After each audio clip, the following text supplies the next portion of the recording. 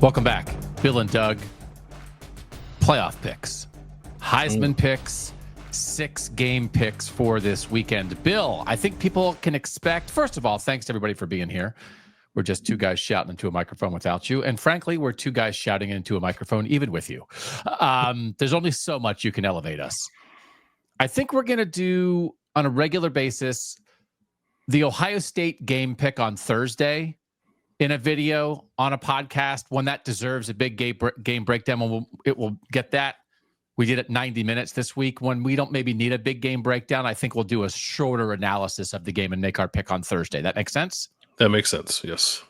And then we do want to retain some national flavor, northern flavor, check in on some other things. We have that knowledge at the moment, although we were just discussing how it's starting to leak out of our heads lately. So I think on Fridays we'll check in and take a bigger picture of what matters in college football.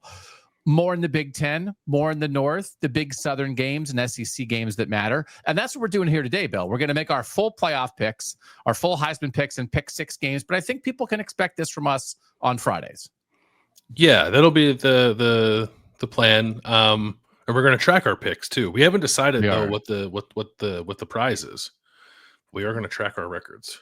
I don't see a dragon statue in my office, so I would maybe like to get my dragon statue back. What do you mean? Like, do you think you claimed that a year ago by being? You don't own that. It's like the Stanley Cup. I lost it. It's it's just here. It's back in the mix. So we're playing for the dragon statue. The dragon statue follows us wherever we go. But we're going to make picks, but we are going to make them against the spread. So we'll have those 6 picks. We already made our Ohio State pick. We'll repeat it if you missed it. But we did that in the big 90-minute big game breakdown for Ohio State, Texas. But let's start with our national championship picks. And we did this a few months ago. I have what we had then, so we can just go through our picks and check ourselves. I will say, for the good folks, as a reminder, there are 8 teams that are just odds-on favorites to make the college football playoff. There are 8 teams who on FanDuel have minus odds to make the playoff. Ohio State minus 380, Penn State minus 330, Texas minus 320, Georgia minus 260, Clemson minus 210, Bama minus 200, Oregon minus 190, and Notre Dame minus 180. So that's 3 SEC teams, 3 Big Ten teams, the projected best team in the ACC, and independent Notre Dame. That is quite a way to go into the season, Bill. And it's a little interesting to me that the 12-team playoff, it's about opportunity. It's about expanding teams who can have hope. And as we sit here, there's 1 spot for the group of 5, and then for the 11 other spots, there's 8 odds-on favorite teams. Yeah. I don't know that I disagree with it, though. And you think it'll feel like that most years? Probably, right? Maybe swap out some teams, but I think we probably will have a pretty robust group of odds-on favorites every year. Not to say that it'll actually play out that way, but I think we'll enter most years that way. And I don't know what would shake it from this. When you think about the top 3 in the SEC, the top 3 in the Big Ten, I'm not sure what would shake that. We'll see where Michigan gets back to, right? If Michigan sort of reasserts itself in this sphere. If Clemson's back, they're the class of the ACC, and then I don't think Notre Dame's going away. So now, I don't have all 8 of those in. You don't have to say if you do, because then that would be kind of boring. But also, I think within the odds-on favorites, I'm not sure if you're making your own playoff bracket. We certainly would suggest that you do. I'm not sure you just pencil in those 8 and then try to find 3 more. I don't know that all 8 will make it. I think all 8 could make it. Certainly. Yeah, but I certainly wouldn't expect you to put all 8 in because that's too many SEC teams for you. Yeah, I only got 1 from the SEC. I got 7 from the too Big many Ten. SEC teams.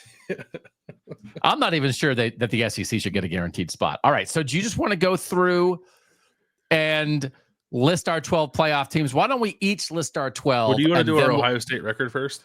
Oh yeah, you'd said that already. Yeah. All right, just to get it out there. We don't have to go game by game, but I think just the. Can our producer edit that out? Do we have a producer yet? Nope. Scratch that. Scratch the edit. I have Ohio State at 10-2 in the regular season. With a Texas loss, which you've picked already, and what's the other loss? My secret sneaky loss to Illinois. Okay. Because I believe that this 4-game stretch after the first bye, at Washington, home Minnesota, at Illinois, at Wisconsin, which goes into the second bye before the home game against Penn State.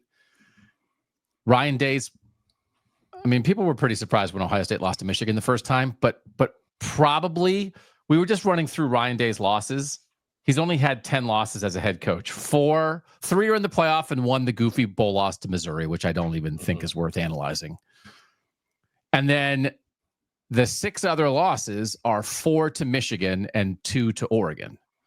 So I think the 4 Michigan losses stand on their own. This is not the place to discuss that. Every Ohio State fan watching and listening to this knows what's up with that. And then they lost to Oregon at Oregon by a point last year. The only goofy one is the home loss in 2021 to Oregon. That's really, Michigan is its own thing. There have been surprising losses. Last year's Michigan loss is goofy in a lot of ways, but it's just different. I think the only thing, and the Missouri thing is just, it's just not even worth talking about. I don't think it's indicative of anything. I know it caused people to freak out in the moment, but I think the only goofy loss in Ryan Day's tenure that would compare to, for instance, the Purdue and Iowa losses during the regular season for Urban Meyer would be the Oregon loss at home in 21 when Kayvon Thibodeau didn't play. Do you agree with that? Yeah, I would hesitate to compare anything to the Purdue loss, but yes, yeah, I think that's the closest thing for sure. So I kind of am thinking Ohio State's going to have a loss like that this year. Just with some of the new people, the new coordinators. We've talked in great depth, if you've followed us, about how we believe the depth in the Big Ten this year is better than it's ever been. And I think Illinois and Minnesota and Washington are very representative of that depth. And then at some point, it's a good thing for your conference to be better, but it makes it harder to win all your games. It does. So I think somebody unexpected, who's good, but unexpected, where Ohio State will be favored, maybe be a 10.5 point favorite in that game. I think somebody's going to get Ohio State this year. I think so too. Before I give my pick, is 10-2 not in the Big Ten championship? So you and I did, when we did our preseason poll for the Big Ten, when you and I did it, we went through game by game. We both just chose to do this independently and got the full records for all 18 Big Ten teams, correct? You did that as well? I did, yeah. Did you change anything from what you thought when you did that in the middle of July? My record for Ohio State is the same. I changed the loss. Okay. I didn't think anything rose to the level of a shocking, unexpected injury, depth chart decision, emergence of somebody in camp that made me think what I thought then was wrong. So I'm basically the same. So then that for me is Ohio State, Penn State, and Illinois all going 8-1 in the Big Ten. And then the tiebreakers creating an Ohio State, Penn State Big Ten championship game. Okay. So let me give my pick now. So I have 10-2 Ohio State regular season in the Big Ten championship game.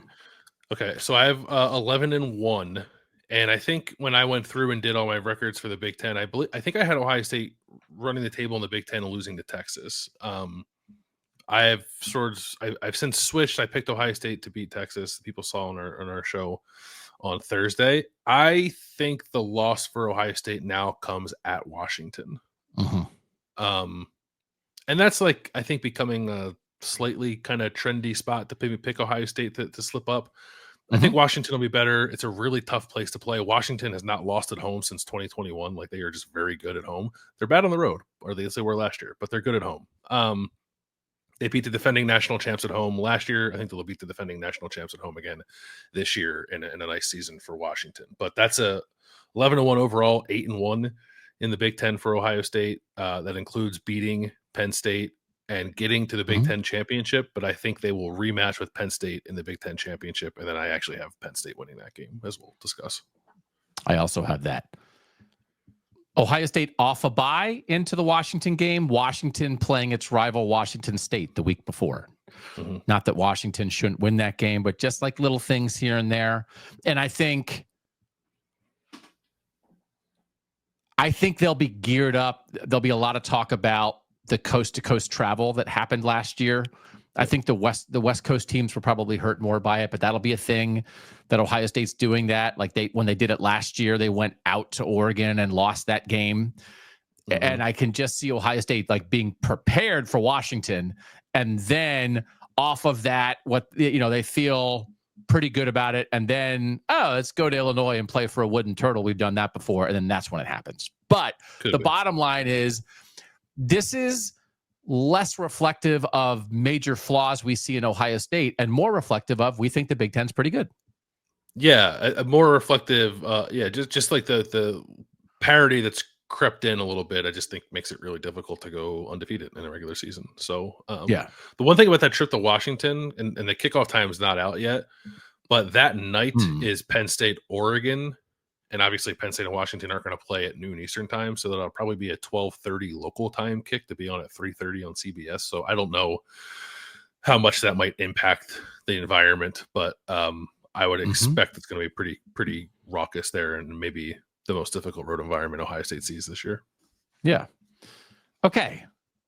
So we both have Ohio State in the Big Ten championship game, but losing. So beating Penn State in the regular season at home in Ohio Stadium, then losing to Penn State in the Big Ten championship game, correct? Correct. Okay. So now why don't we just go through our playoff picks and then we'll tell the people where we think that puts Ohio State in the playoff mix. Okay. Let's do it. All right. I'll go first. You sure? I can go first. I don't mind. I'll go first if you want me to. These are so good. I want the people. I don't want them to have to wait. Okay. I'll just give you my 1 through 12 first, and then I'll maybe explain it later. Okay. Okay. Yep. Number 1 seed Texas, 2 Penn State, 3 Clemson, 4. Wait until I explain this. 4 Ohio State. Okay. 5 Georgia, 6 Notre Dame, 7 Illinois, 8 Utah, 9 Oregon, 10 Georgia Tech, 11 Texas A&M, 12 Toledo. Okay.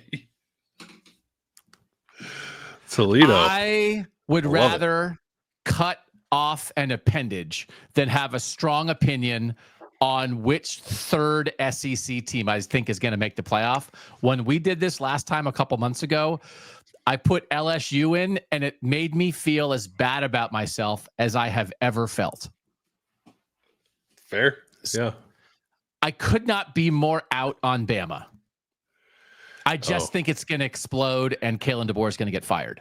So I'm not going anywhere near that. I don't want to dance with Lane Kiffin. I don't want to bank a pick on DJ Lagway being healthy for Florida. I once upon a time maybe thought South Carolina. I don't think that's impossible, but Texas A&M as the third SEC team was the least repulsive thing that I could make myself do. That's because Mike Elko is from New Jersey. That's why. He is from New Jersey, and Texas A&M probably should just be back in the Big 12, right? I mean, so they're a little less SEC.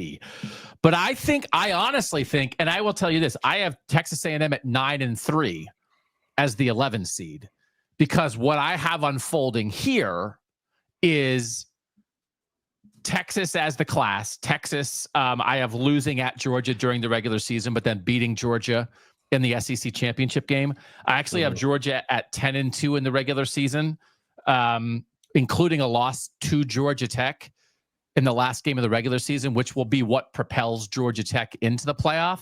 And then I have Georgia losing to Tech. So I have Georgia at 10-3, but the third loss is in the SEC championship game. And then I have Texas A&M at 9-3. And I just didn't want to go anywhere else. But that might be a 9-3. Like there might be a 4-way tie at 9-3 with South Carolina, Tennessee, LSU, and Texas A&M. And then the committee's got to find something. right? Yeah. So, Yeah. and I'm also not going to spend too much. It's like, well, what was the determining factor in the imaginary 4-way SEC tie at 9-3? And my determining factor was I didn't want to think about it anymore. So I just wrote down Texas A&M because at least I didn't throw up in my mouth when I did it. That's sound reasoning, I think. Yeah. All right. Do you want to reveal your top 12 now? Sure. Don't be mad at me though. If you have 6 SEC teams, I'm out. I don't have 6. No. 1 seed is Penn State, Big Ten champ. I actually have Ohio State as the 2 seed. Let's talk about that. Love it. God, I love it. Texas as the 3, as the SEC champ, but with a regular season loss to Ohio State, which is why I have Ohio State ahead of them. Okay. Clemson ACC champ as the 4 seed. Okay. Then I have Alabama 5th. I actually am in on Alabama. Georgia 6th. Oregon 7th. Like you, I have Utah 8th, Big 12 champs. Okay. LSU 9th. That's on you. Notre Dame 10. Okay. Sticking to it, Duke 11th. Okay. And James Madison 12th. You're also sticking to James Madison.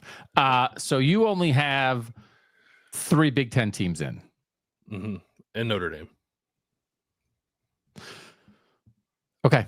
We can talk this out. One of the things that I have happening is the committee not at all being bound to overall record when seeding, because I think they are going to go out of their way to try to acknowledge strength of schedule, not just have you went 13-0, you went 12-1, you went 11-1. And so I have some weird stuff in there because I think it's probably appropriate. I think it can be difficult in the moment to make yourself do that, but it feels like even with what they've announced, like with the strength of schedule thing that apparently is adjusted, and they've announced that, I feel like there are marching orders, I think, from the consensus of college football about don't just give us the 12 teams with the best record.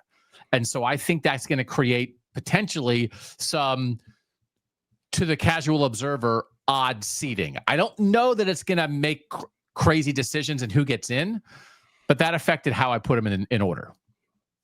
Could you see that thinking affecting like putting 9-3 teams in over 10-2 teams or 11-1 teams?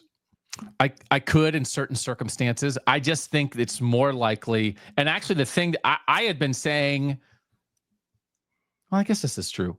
I have said in other places, I think we could be in a situation where there's like 9 good 9-3 teams and there's room for 2, and it's going to be impossible to figure that out. As I actually go through here, I only have 1 9-3 team getting in Texas A&M, so maybe that won't be as difficult. But I do think there's a chance there's a cluster, and it's not even going to be that the committee's wrong. It's that it's impossible. If you have 3 teams from the Big Ten who are 9-3, and 3 teams from the SEC who are 9-3, and 1 each from the ACC and the Big 12 who are 9-3, or maybe 10-2. And there's room for 2 of them. How do you even begin? It's like we have 10 teams in the running for 2 spots. I don't even know how you begin to do that. There, in a situation like that, Bill, there is no right answer. It's that the question is wrong. Right. I have, so like in my projections, like for instance, I think an interesting exercise there would be Oregon, because I have Oregon at 10-2, losing to Penn State and losing to Washington. Okay. And I don't know that that's like a terribly comfortable spot for Oregon, if what you're saying is true, like about how people might start thinking about things a little differently. I ended up like, I didn't have any 9-win teams in, so I didn't really like contemplate too much who at 9-3 would maybe have a favorable argument over a 10-2 Oregon. But I think what you're saying makes sense, and I don't know that I would feel great if I'm sitting there at 10-2 Oregon, having lost probably your 2 biggest games of the year. Yeah, I think that could be interesting. Depends who you're head-to-head against. I, for instance, have Clemson going 14-0. No, 13-0. 13-0. Oh, I circled wrong. Well, they could be 14-0 eventually, but not before the playoff. I have them going 13-0 and being the 3 seed. behind the Big Ten and SEC champs, for instance. And I have Ohio State at 10-3 overall as the 4 seed. And if you look at, so they would have beaten. So in my scenario, I have Ohio State with losses to the 1 seed, the 2 seed, and the 7 seed as their 3 losses. And then they also have a win over the 2 seed. And that makes them the 4 seed over teams with, like, I have Notre Dame at 11-1 as the 7 seed and Ohio State at 10-3 as the 4 seed. So I just think like that. I think we all have to just think that way a little bit more. I think it's healthy to think that way. I think the schedule strength argument when it comes from the SEC is overdone, but it's also correct. Of course, your schedule strength matters. So I think we're just going to see that more this year. Yeah. Did the stuff with Notre Dame and the quarterback give you any pause? Because it made me rethink Notre Dame a little bit. So why don't we talk about what we think is going to happen? Okay. You want to go through our brackets and then we can, because this will allow us to have final conversations about what we really think about the top teams, right? Sure. Yeah.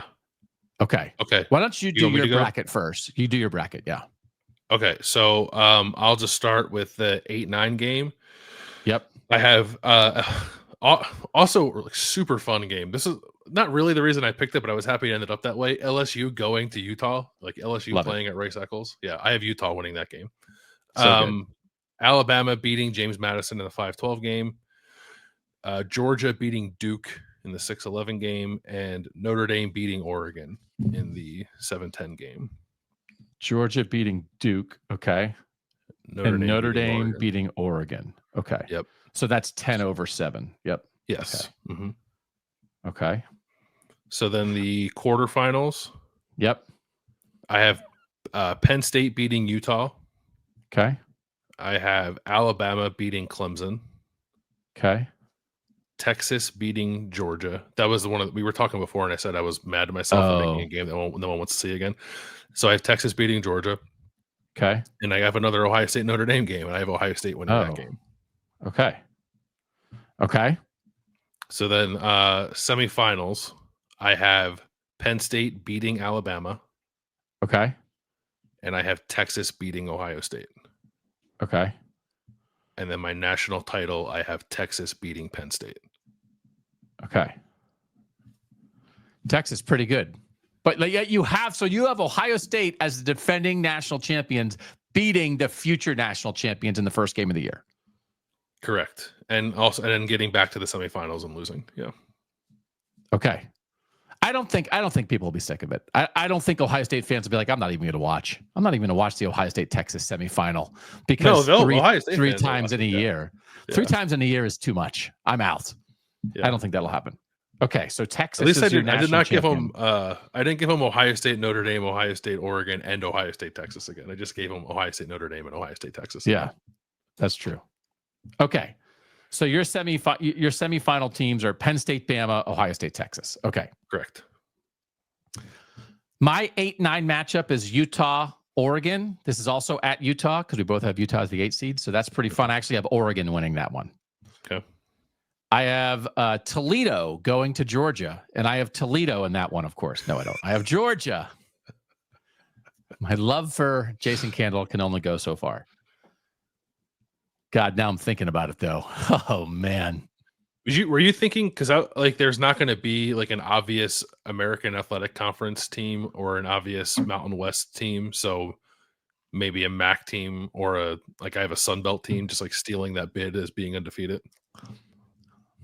I was thinking that. I was also thinking the state that I'm currently situated in. No, here's part of it, actually. I've talked about South Florida a little bit, maybe, but South Florida is playing Boise State before this gets released. We're recording it before that, but it's putting it out after it. And I don't want to have South Florida in the playoff and have them lose to Boise State and be dumb right from the start. I had the exact same thought process. Yeah. But I'm also a little bit, it's like, hey, remember how Boise State had the greatest running back anybody had ever seen, and now he's gone, and everybody's like, Boise's still making the playoff. And I'm just a little bit like, are they? Yeah. Yeah. I mean, they're a great program, but I don't think they're that much of a slam dunk of a program. So I think it's open, and this has to be like a Toledo who just destroys everybody, Toledo, which I think is yeah. on the table, Sure. right? So, okay, so Georgia over Toledo in the 5-12. 6-11, this is also bad. I have a Notre Dame Texas A&M rematch because they're playing in week 3, and now they're going to play again in the playoffs. So again, it's Third time in 2 years. Yeah. There's only so much you could do. I have Notre Dame winning that game, and then I have Illinois Georgia Tech in the 7-10 game, which is goofy as all get out. That's fun. Yeah. I like so that. I have Illinois winning that game. 1-9 Texas Oregon. I thought about Oregon, but I mean, it's like, what am I going to pick the 9 seed to win the national championship? I picked Texas to win that. Are you okay with this? 4-5 Ohio State Georgia. Is that okay? Is that okay with the Ohio State fans? Is everybody Ohio State avenges Marvin Harrison Jr. and Noah Ruggles and everybody else? So I have Ohio State winning that game. 3-6 Clemson Notre Dame. We've seen that game before. They just signed an agreement to play a bunch of the next decade, but I'm not going to turn it off. And I'll watch it. I have Notre Dame winning that as the 6th seed. And then 2-7 Penn State, Illinois. Heck of a Big Ten banger. Love it. And I have Penn State winning that. So then my semifinals are number 1 Texas versus number 4 Ohio State, and number 2 Penn State versus number 6 Notre Dame. So guess what it is? Last year. It's the rematches from last year's semis. That was not intentional. That's just where you ended up. Nothing I do or say is intentional. Okay. Everything in my life is winging it. I have Texas over Ohio State. Yep. I have Notre Dame over Penn State. And I have Notre Dame winning the national championship. Okay. So you said you have thoughts about Notre Dame. Why don't you share those thoughts about Notre Dame before I share my thoughts about Notre Dame and say why I think Notre Dame's going to win the national championship, and then you can say why you think Texas is going to win the national championship. Well, I don't disagree necessarily with putting Notre Dame through all the way through to the national championship. I did not feel that Marcus Freeman picked CJ Carr to be the quarterback with his chest. It just seemed like we're playing Miami opening weekend and we got to pick a quarterback. And so they picked CJ Carr. I'm envisioning perhaps some quarterback shenanigans early on for Notre Dame, but I do think they will eventually figure it out and find their stride and finish strong and still make the playoff. So I didn't really reconsider having Notre Dame in the playoff, but there was definitely a time where I was thinking Notre Dame might not lose and maybe be like the 1 seed. And I kind of settled on maybe they'll drop perhaps even 2 before Halloween, and finish 10-2, but still get in. Yeah, I think they'll beat Miami in the opener, and then they have an off week, and then they'll beat Texas A&M, and then you just start searching. They have USC, I think maybe I have them at 11-1 in the regular season. They get Boise State at home. They get USC at home. I do think I don't think it's locked in enough at quarterback for them to go 16-0 and win the national championship. Somebody's going to get them, but they have just so much back. They have so much back. And even in some of the returning production rankings, they're not ranked super high. They're 61st in Bill Connolly's returning production rankings, but that's because so much of their returning production was hurt last year. So it doesn't count in the returning production rankings, but they are good veteran players who are starter quality, who just were out. So they have Jeremiah Love might be the best running back in the country. They added a receiver from Virginia. They added Will Pauling from Wisconsin, who's gotten great reviews. They have Jordan Faison and Jaden Greathouse. I think their receivers are as good as they've been in a long time. Their offensive line is great, even though Charles Jagusah, the right guard, broke his arm in an offseason ATV accident. Geary Lambert, who's like a 5-star second-year guy, is probably going to be the right guard instead. The other 4 guys I think are as good as it gets. I think they're in contention as the best offensive line in the country. And then they have so much back. They have 5 defensive ends who get after it and who have played, because Boubacar Traore, who was one of their best guys last year, got hurt. And then Junior Talamaka had to play a bunch, and now they have them both. Right. So just situations like that. Great linebackers, 2 good young corners. They got their biggest loss is Xavier Watts at safety. They got Jalen Stroman from Virginia Tech, who seems to have won that job. He's like a 30-game starter that they're sliding into the Xavier Watts spot. Devontae Smith, Ohio native, who went to Alabama and now transferred to Notre Dame. He's probably going to be their nickel. I just think they are absolutely rock solid. And the thing I just would remind people of, I think Notre Dame and Penn State are absolute national title contenders. And I think Ohio State, you and I both have Ohio State right there at the end. That means they're national title contenders, right? There's Sure. nothing. Yeah. We both have them losing to Texas in a semifinal. So it's like, oh, could they? But Ohio State had 14 players drafted. Notre Dame had 6 and Penn State had 5. And that's not because Ohio State was twice as talented, although Ohio State was extremely talented. It just is a little bit of an indication of the talent that Notre Dame and Penn State have back. Right? It's just a reminder that when you look at numbers like that, that's not a shot at Notre Dame and Penn State. It's that, oh, a lot of your best guys didn't go to the draft. So that's why I'm high on both those teams. Yeah. I kind of think, this isn't really the conversation we're having, but I think Ohio State, like coming off of this season, coming off of 25 into 26, is going to be in a similar spot to where like Notre Dame and Penn State are right now. Where it's like that team was really good. And like, oh my goodness, they only had 3 guys drafted. Right. Okay.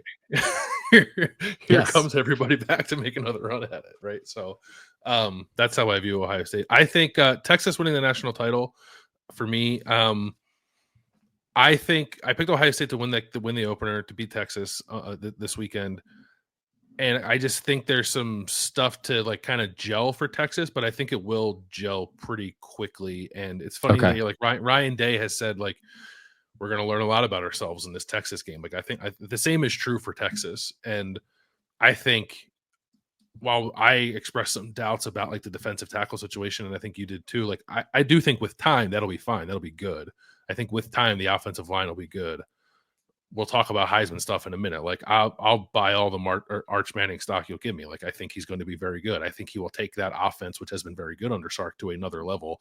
And I think they have a championship caliber defense. So that just feels like a kind of like a slow build to we get to December, and it's like maybe undeniable perhaps that Texas is the best team in the country, or like playing the best, like with the best talent at that point. And I just think I don't want to compare it to Ohio State last year because the roster is not the same, but it's not dissimilar, I guess, in terms of overall talent. I think they could just feel like a little bit inevitable by the time we get to that point in the season, in the same way that Ohio State did last year. Okay. So that's a fun year. I'll take either of our brackets. Yeah. Penn State, Texas national title game, Notre Dame, Texas national title game. We both have Ohio State losing in the semis to Texas. We think alike sometimes too much still. We realize that, right? Yeah, I know. We picked 8 of the teams, 8 of the 12 playoff teams we agree on. Texas, Penn State, Clemson, Ohio State, Georgia, Notre Dame, Utah, Oregon. I mentioned the 8 odds-on favorites. You have them all in. And I don't have Bama in because I could not be more out. We had done playoff picks before. I will admit that I was slightly influenced, not entirely influenced. We both had Kansas State in the playoff when we did it a couple months ago. I was going to ask you, at what point during the Kansas State-Iowa State game did you decide that Utah was going to win the Big 12? Because for me, it was like midway through the second quarter. So I will say, in my defense, I had Utah in the playoff as the second Big 12 team when we did it a couple months ago. So I didn't have to go far to get there. But you and I I thought that Iowa State-Kansas State game was Iowa State playing greater than the sum of its parts and Kansas State playing less than the sum of its parts. And it doesn't mean I don't think Chris Kleiman's a good coach. Matt Campbell is really good at this. But I think you could even look back to Kansas State last year. I just think they're missing a little something. They're missing a little gumption. They're missing a little winning pixie dust. And in a wide open Big 12, I just don't think they have the juice to get through it all. Yeah, there's something about the Big 12. It takes a certain resolve, I think, to navigate the craziness of the Big 12 that I'm not convinced that Kansas State has. And granted, like, we're picking a Utah team that was awful last year to find it, but I kind of think they will, just because last year was such an outlier for that program. Yeah. So Utah, week 4, Texas Tech. That's going to be a big one. A lot of people think Texas Tech might win the Big 12. Then week 7, they're Arizona State. So they get those 2 games at home. If they win both of those, you and I have been on Utah all offseason. People will join us there. Holy War, week 8 at BYU. And then they kind of have some easy ones before the stretch at the end. Last 3 games at Baylor, Kansas State, at Kansas. So, but we just like Devin Dampier. I like how Kansas looked against Fresno. They did. So there's going to be some crazy stuff in the Big 12. In the end, Did you have any pause about, like, why don't you have a fourth Big Ten team? I don't know. Well, part of it was entertaining the idea of Nebraska, but I didn't want to pick it because Nebraska plays before I know. or plays. We're recording this on Thursday and plays later on after we record this, so that's part of the reason. I do think I'm not really on the Illinois train. I don't know. I've kind of hopped off it because of some of the close game breaks they got last year, and I don't know. I don't see them winning like the 3 big games they need to win to do it. I considered Indiana, but I don't know that Indiana. I don't know that a 10-2 Indiana would actually get in, and I considered Nebraska, but it was a little complicated, so I just steered away from it. And I don't think like a 9-win Big Ten team is going to get in. I think Michigan's probably like an 8, 9, or 10-win team. But depending how the breaks go, and for instance, even if Michigan goes to week 2 and beats Oklahoma, I think it'll depend a little bit how good Oklahoma is. I just think the middle tier of the Big Ten, I think there's 3. We have all 3 in. Penn State, Ohio State, and Oregon as teams this year and as programs overall we expect to make the playoff teams. And I'm not sure what's going to change for those 3 programs in the near future. But I think there's 8, and we agree on that. There's 8 could make the playoff Big Ten teams. So that could just, if you're on Mark Gronowski and Iowa, although they just lost Reese Vanderzee, one of their good receivers, for a little bit, has a weird, like a weird foot injury. If you think that Minnesota has something, if you think Washington or Illinois or Indiana or Michigan, like there's a lot of options. And somebody's going to emerge, or actually maybe somebody's not going to emerge, and they're all going to beat each other up. And then we're going to have a big mess of 9-3. That's going to be that maybe nobody's going to get the benefit of the doubt. I have Illinois above all of that at 11-1 with a win over Ohio State.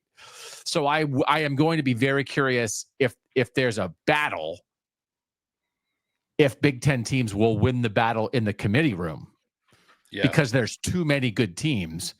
But I just have Illinois elevating above that. And I said, I feel like people were on Illinois, and now I feel like a lot of people are off Illinois.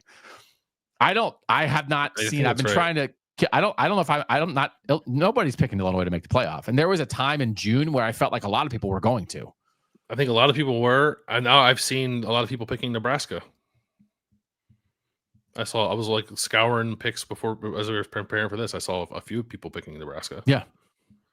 Definitely possible. Year 2 of Dylan Raiola. And again, I thought that was, people were letting year 2 of Dylan Raiola fly under the radar when you have all these other young quarterbacks who have never played. He's a second-year quarterback who has a whole year of starting. And I felt like for a while there, people were holding that against him. That's a plus. And now, obviously, I think people have come around. They added on the offensive line in the portal. They added a good receiver in the portal. Defensive identity might be back around. Dana Holgerson, full year as the offensive coordinator. Matt Rule, year 3. Like, you like both the pieces, the talent pieces with Nebraska, but also some of the vibes and the schedule. Yeah, I think it's. I guess we can't talk about Nebraska Cincinnati because it will have happened already. But I think it is a favorable schedule to get to 10 wins. Yeah. Yeah. Okay. Let's do Heisman picks. Okay. I made the worst Heisman pick in the history of college football last year when I picked a guy who got benched in like week 5. I picked Jackson Arnold to win the Heisman. I'm only saying it to humble myself before all of you, because we all make mistakes, don't we? Yeah. So I tried to go with guys who have actually done things before, rather than just randomly picking 5-star recruit, first-time starting quarterbacks. Do you think that was a good plan by me? No, I think it's the year for someone like who hasn't done much to actually win. Yeah.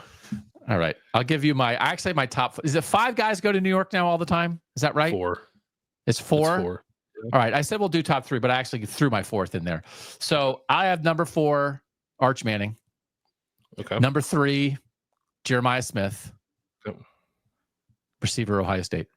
Number 2, Jeremiah Love, running back, Notre Dame. And number 1, I have Cade Klubnik winning the Heisman, Clemson quarterback for the 14-0. Yeah. 13-0. For the 13-0 ACC champ, maybe only undefeated regular season team, Clemson Tigers. And then when they get in the playoff, the fact that they won all their games and they haven't been tested is what's going to do them in against Notre Dame. But anyway, Cade Klubnik to win the Heisman. Okay. So I only did 3. I think if I had a 4th, I'm very torn on Jeremiah Love. I think we did a Heisman draft at Big Time Media Day, and I think I said this. Like, I'm just a little worried about him getting the ball enough if they might like load management him to the postseason. Yes. So I didn't have him in there. So I'll give you my 3rd. It's a bounce back season for this program. They're going to win the Big 12 and make the playoff, and their quarterback Devin Dampier is going to go to. Look at you, love it. Yeah. Okay.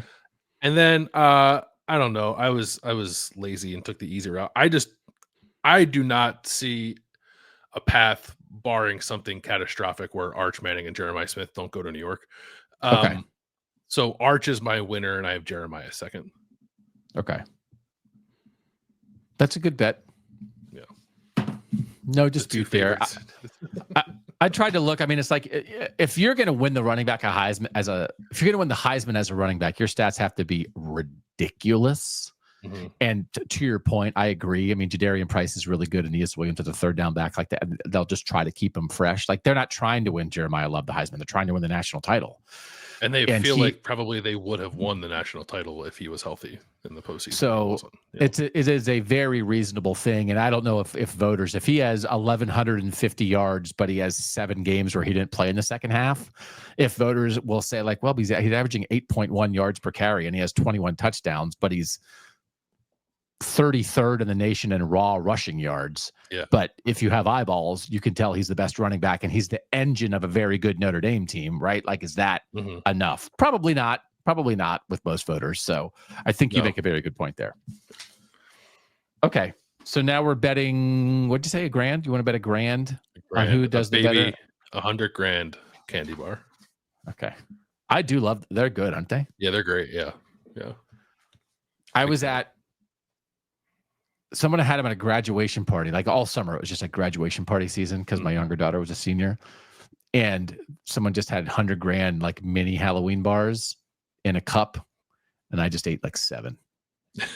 I broke probably a lot of rules of proper society at graduation parties, but no rule breaking tasted better than those $100,000 bars, baby. What are you not supposed to eat them? What are they there for? That's decoration. I don't know. I mean, there's other people who want to eat them too. Doug, 7's too many. You have a chronic disease. Stop eating them, but they're so good. Okay. 6 games that we are picking this week. 11 pieces of paper that Doug is trying to look through. Here we go. All right. Georgia Tech, Colorado. This is a fun game. They shared the 1990 national title. Colorado is starting Caden Salter at quarterback, former Liberty quarterback. Jordan Seaton at left tackle is really good. They lost a couple of super famous dudes. Deion Sanders is still around. I have Georgia Tech in the playoff. Shout out to Georgia Tech, by the way. Colorado non-conference game to open the season, their Georgia rivalry non-conference game to end the season. Like, Georgia Tech ain't afraid. No. Georgia Tech, it's at Colorado. Is that right? I think that's right. Yes. Yeah. And on the road, Georgia Tech is a 4.5-point favorite. Who do you have winning this game? I have Georgia Tech winning 28-17, so covering that 4.5. I think Georgia Tech's going to be pretty sneaky in the ACC. Like when I was pondering a second ACC team months ago when I landed on Duke, I definitely considered Georgia Tech. And like, that's why I don't, the idea of like you having in the playoff, like, I don't want to say like makes sense to me, but like I can definitely see a pathway there. And Georgia Tech last year was really good when Haynes King played and not as good when he didn't play. And I know like Aaron Philo's still there and they like him at the backup quarterback, but I think Georgia Tech with Haynes King will win this game. I'm interested to see Colorado this year. I just don't know that they're going to be ready game 1 to beat Georgia Tech. I think Georgia Tech just kind of has the stuff together a little more. Yeah. I don't know how the Caden Salter thing's going to go. They have Juju Lewis, the 5-star quarterback. I wonder if they get to him at some point this year. Everything Deion Sanders has already done at Colorado was such a bonus, right? So if they have a step back season, so be it. But this is a really cool opener. I like it for both teams. The returning production ratings, Georgia Tech is 18th, which is pretty good. And then Haynes King, I ended up like looking for veteran quarterbacks. So Haynes King's been around the block. So we like Georgia Tech in this game. We like them for the whole season. Syracuse versus Tennessee. For you? It is a cover for me, 31-17. Okay. So we have almost the same score. So a pretty smooth cover for both of us. Georgia Tech -4.5. Tennessee Syracuse is a noon kickoff. So if you have it on a second or third TV while you're watching Ohio State and Texas, it's in Charlotte. Neutral site game. Tennessee is favored by 13.5. Syracuse is going to start Steve Angeli at quarterback, the Notre Dame transfer who had to play like a series in the playoff last year when Riley Leonard got hurt. Tennessee is playing Joey Aguilar, the former App State quarterback. This game's in Atlanta, right? Oh, it's not in Charlotte? No, it's in Atlanta. Yeah. What's the difference between Charlotte and Atlanta? They're both big cities in the South? A couple hundred miles. Yeah. Yeah. Sorry to the people of Charlotte that I teased you with this fun college football game that actually is not in your city. Yeah. I'm going to tell you, I've already expended too much energy thinking about the South on this. So I'm just going to say from now on, they're playing somewhere in the South. Is that okay? Sure. I have Tennessee winning 26-21, but that's a Syracuse cover as they're almost 2 touchdown underdogs. I think it's quite possible that Tennessee's defensive front just like overwhelms a very much reworked Syracuse offensive line, but I'm not going to pick Tennessee to win. I'm picking Syracuse to win. Look at you. Shootout, 42-38. Oh, my gosh. Kyle McCord there in spirit. Okay. Yeah. Steve Angeli getting it done. That's an upset special. You're going to sprinkle $2 on the money line on Syracuse if you're picking them to win as 2 touchdown dogs? Yeah. I'm gonna have to. Okay. Could not respect that pick anymore. Alabama, Florida State. This also, I assume, is in the southern part of our nation. I don't care where it is. Correct. Florida State is a 13.5 point underdog in this game. Thomas Castellanos, the former Boston College quarterback, expressed some thoughts about Alabama in the offseason that just mirror what I think, which is basically like, I don't know, are they that good anymore? Nick Saban retired. I still think we have to remind people that Nick Saban retired. I have Alabama winning 27-20, but I'm out on Bama. I have Alabama winning 35-17, and I wouldn't want to be Thomas Castellanos on Saturday. Okay. Yeah, that's fair. So I'm taking Florida State with the points. You're taking Bama minus the points on that. So we do disagree there. Clemson, LSU. This is the game, like, right? You watch Ohio State, Texas, then you relax, talk to everybody. And then when it's time to watch a primetime game and be angry that Ohio State, Texas isn't in primetime, this is the game you're going to flip on.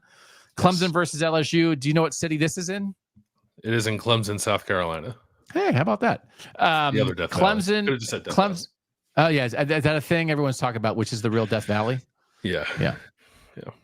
Clemson's favored by 3.5.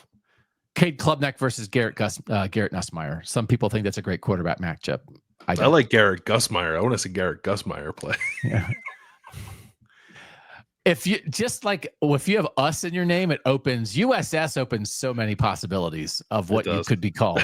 But Garrett Nussmeier. I can't wait for him to like not play well, and you're going to call him Garrett Sussmeier. That's going to be great. It's better than some of the other options. I have 34. I have 34-13 Clemson. 34-13. Wow. I'm picking a close, lower scoring game. I have Clemson 24-20, but it's still a cover for Clemson. Okay. You have Clemson covering by 0.5 point. Yeah. I'm going to probably play some $2 alternate lines with Clemson.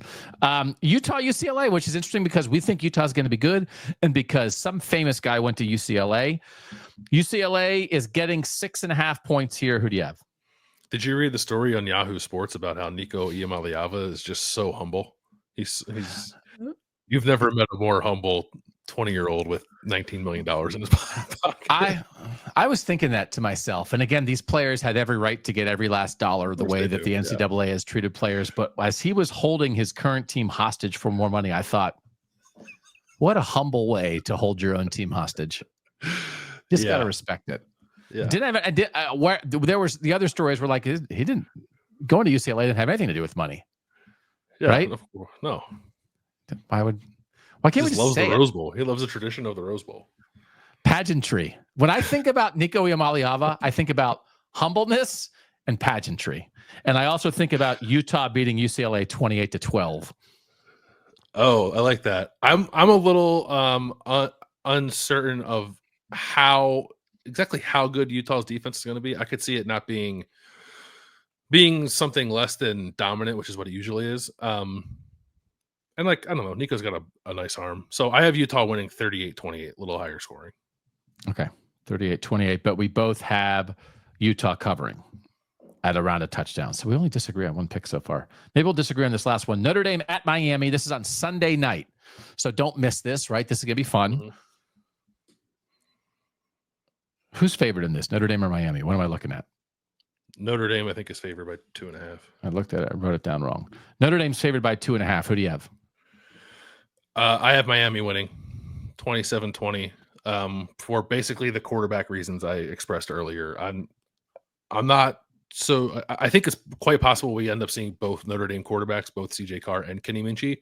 And okay. I don't know. I don't think it will be because everyone's feeling great and let's play both guys and have some fun. I think they're going to feel like they need to inject some life into their offense and get caught in a spot where they're going to lose. I don't trust Carson Beck. No surprise there. He drives a Lamborghini. Haven't done this in a while. I have Notre Dame 30-21 over. I have my score is 27-20. 27-20. So we disagree on that one. So that's good to have a disagreement. And then Texas, Ohio State. We did this earlier. We disagree on this because Ohio State is a 1.5 point favorite. I'm picking Texas 24-17, and you are picking who? Ohio State 24-21. Okay. Disagree on that. All right. So we'll do that. We won't spend too much time on it. I think it'll get more fun as we go through the season. And like you and I spent a lot of the offseason like studying all these other teams, but now we're going to get more information. So we're certainly focused on Ohio State. We'll keep an eye on these other teams, the games that matter to Ohio State, to the Big Ten, to Ohio State fans. But it's also fun to talk about this other stuff. And again, in a 12-team playoff where, you look at the paths that we have for Ohio State, for instance, you have Ohio State playing Notre Dame and Texas in the playoff. So like it matters to keep track of teams like that. And I have Ohio State playing Georgia and Texas in the playoff. So like it matters. You got to keep track of these teams. So there you have it. All right. We'll do this on a reduced level every Friday because we won't be making playoff picks every Friday, but we appreciate you guys indulging us. It's fun to talk ball. Saturday postgame show. We will let you know where it is. It might be only on Substack, but if it's only on Substack, it's still free to everybody. So if you're already subscribed here and you're seeing this, then you're good to go. And otherwise, if you're seeing this, that you just put in your email address so you can get it. So if you're seeing this, if it's on Substack, you're set. Mm-hmm. If our YouTube channel is up and running, it'll be on YouTube, and then it doesn't cost anybody anything. You go there and you hang out and we do our thing, right? So like it's all going to be good. But again, thanks for hanging with us as we figure this out, right, Bill? Yeah, I think the one thing, if we do end up having to do it on Substack, you might have to download the app. I'll look into that. We'll alert you if it comes Saturday. We have to do it on Substack. We'll alert you like the best way to find it. But okay. Hopefully it'll just be on YouTube. Yeah. Okay. Sounds good. Thanks as always to you guys for being here. We will talk to you very soon. Ohio State, Texas on Saturday. We'll talk right after. For now, he's Bill Landis. I'm Doug Lee Maurice, and we'll talk to you soon.